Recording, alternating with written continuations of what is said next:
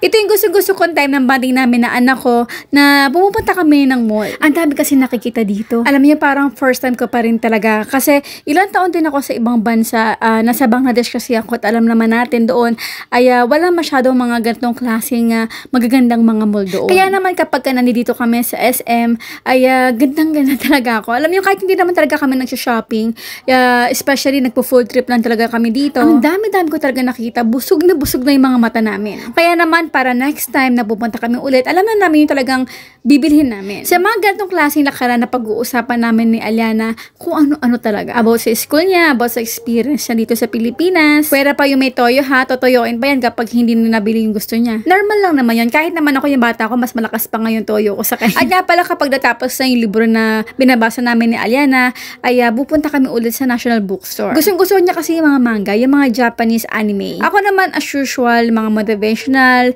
yung mga pang-business book. Hindi ko naman talaga natatapos yung lahat. Pero at least nagkakaroon ako ng mga ideas. At since nga na nawala kami dito sa Pilipinas na napakatagal na panahon talaga, ay kapag pumunta kami sa mall, I'll make sure na kumakain talaga kami na hindi pa namin natitikman. Ang una nga pala namin napuntahan na Japanese restaurant, nakalimutan ko na guys kung ano yung pangalan ng restaurant na yun. Pero ang sarap, simple lang yung pagka-Japanese style niya. Ramen and egg, yun lang. Hindi naman ako kumain.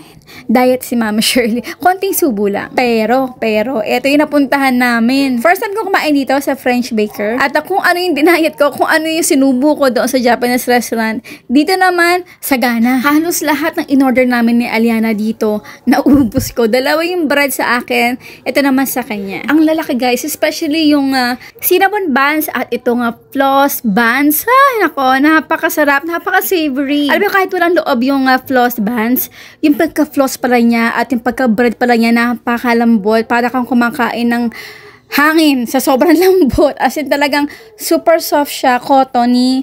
Yung pagka-bread niya at yung pinagka-floss niya, savory, napakamalasa, para kang kumain na ng super sarap na madinamnam na adobo. Ganun ang lasa. O diba, naging hyper talaga ako sa sobrang sarap kasi naalala ko pa yung mga kinakain ko yung mga panahon na ito. Tapos kumain ako na, minom ako yung kape ko dyan, cafe latte, napakasimple lang. At feeling ko talaga hindi ko yan mauubos. Pero guys, naubos ko talaga. Cinnamon, ang laki-laki niya, naubos ko. First time ko makaubos ng 2 bread sa isang upuan.